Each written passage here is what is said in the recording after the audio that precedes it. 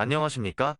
요약택입니다. 카카오콜에 대해 257억의 과징금이 부과된 지 꽤 되었지만 그동안 생계에 바쁘다 보니 이제야 영상을 올리게 되었습니다. 카카오콜 257억의 과징금과 택시의 미래를 시작합니다.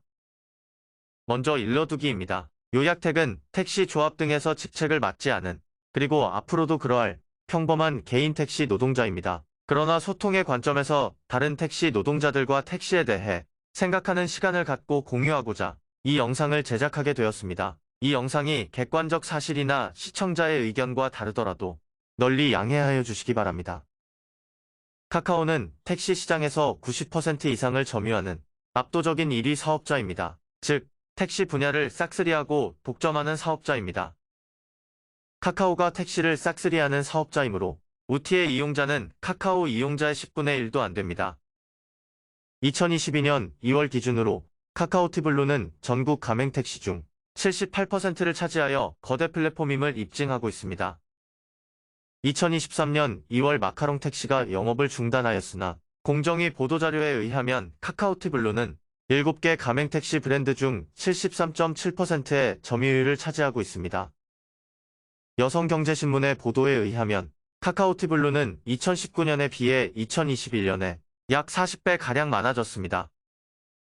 카카오가 다른 분야에서 그러하듯 택시를 싹쓸이한다는 것을 지금까지 살펴보았습니다. 택시를 싹쓸이하기 위해 카카오는 구글 565억, 칼라일그룹 2200억, TPG 컨소시엄 5천억 등 총 7,765억 원의 투자를 유치했습니다. 카카오는 상장을 해서 뻥튀기를 한 다음 이 투자금을 투자자들에게 갚아야 합니다. 카카오의 빚이 7,765억 원에 달하므로 카카오는 실적이 필요합니다. 즉, 택시 사업에서 이익을 발생시켜야 하므로 콜 몰아주기는 당연한 현상입니다. 카카오는 공평하게 콜을 분배하는 공공앱이 아닙니다. 카카오 콜의 구조를 보면 카카오티블루와 프로멤버십은 회비를 받고 있고 일반 택시들의 무료 콜은 콜의 적체를 해소하여 카카오에 기여하고 있습니다. 공정위 제재 훨씬 이전 2020년에도 콜 몰아주기 의혹이 제기되었는데 카카오는 인공지능이 배차하므로 특정 차량에 콜 몰아주기를 할 수 없다라고 변명하였습니다. 즉, 인공지능이 배차하므로 사람이 개입할 수 없다라고 변명한 것입니다. 카카오는 2022년에도 배차 알고리즘을 비교적 상세하게 공개하였습니다. 호출 정보와 기사 정보를 합산하여 배차를 하므로 콜 몰아주기를 할 수 없다고 변명하였습니다. 그러나 2023년 2월 공정거래위원회는 카카오가 은밀히 배차 알고리즘을 조작하여 카카오티블루를 우대한 혐의로 과징금 257억을 부과하였습니다. 매출액 산정에 따라 이 과징금은 증감될 수 있으므로 잠정적인 것입니다.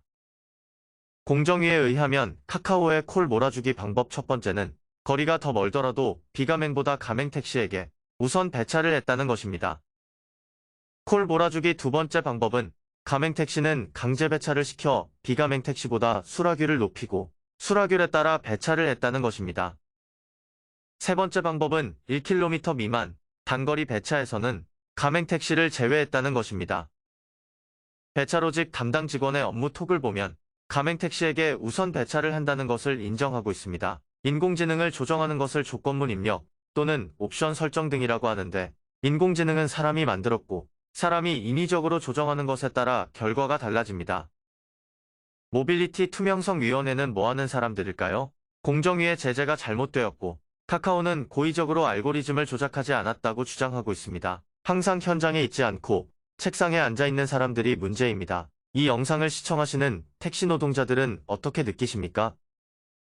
공정위 과징금도 문제가 있다고 논란이 제기되고 있습니다. 카카오의 위법성이 낮아 형사고발은 하지 않고 과징금만 부과했다는데 그 금액이 영업이익의 2배입니다. 화물연대의 경우에는 공정위가 검찰에 고발했습니다. 야당 박용진 의원은 대국민사기극 힘으로 카카오를 검찰에 고발해야 한다고 주장했습니다.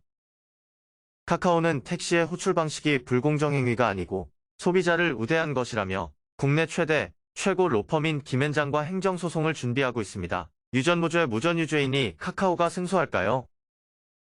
카카오가 법인 택시를 매입하는 것은 무인 택시 시대를 대비하기 위함입니다. 얼마 지나지 않아 무인 택시가 등장할 텐데 택시 사업권이 있어야만 무인 택시를 운행할 수 있기 때문입니다.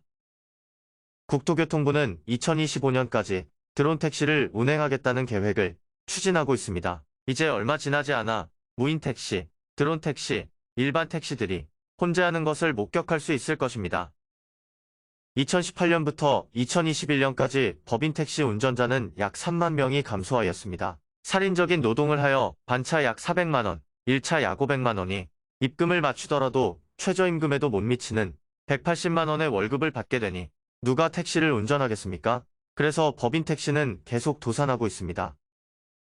카카오에게 과징금 257억이 부과되었더라도 카카오는 1위 독점 사업자이므로 살아남을 것이고 개인 택시와 법인 택시 노동자들은 더 극심한 경쟁을 하게 될 것입니다. 카카오티 블루에 가입하더라도 서로 경쟁하게 될 것입니다. 택시의 카카오 플랫폼 종속성은 더욱 심화될 것입니다. 카카오라는 거대 기업은 이미 관료제의 폐단에 빠져 이익의 추구 외에는 어떤 영향도 받지 않습니다. 그러나 김범수 회장도 권력을 가진 정치인에게는 머리를 조아립니다. 택시 노동자들이 정치인에게 영향력을 행사하여 카카오를 견제하는 것이 유일한 방법입니다. 카카오를 일주일만 잡지 않으면 카카오가 우리에게 무릎 꿇는다. 제발 이런 말을 하지 맙시다. 실현 가능성이 전혀 없습니다.